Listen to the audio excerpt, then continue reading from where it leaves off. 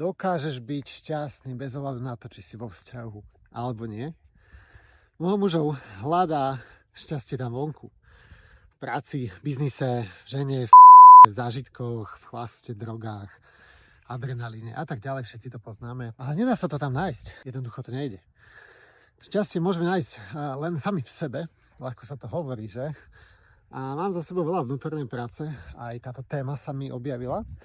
Takže dokážeš precítiť, že si naozaj šťastný bez ohľadu na to, či si vo vzťahu alebo nie si vo vzťahu, alebo sa ti veci daria, alebo sa ti nedaria vo svojom živote. Cítiš sa naplnený? Cítiš sa živý ako muž? Alebo len prežívaš? Alebo cítiš, že si len bankomat na peniaze? Alebo ťa vôbec práca nebaví? Ráno sa ti nechce vstávať? Necítiš ten vnútorný oheň? Ako to máš? Si s tým spokojný? Si hlboko spokojný s tým, ako žiješ svoj život? Ak nie, tak čo ti berie tú energiu? Ako si to vytvoril? Ako si vytvoril takýto život?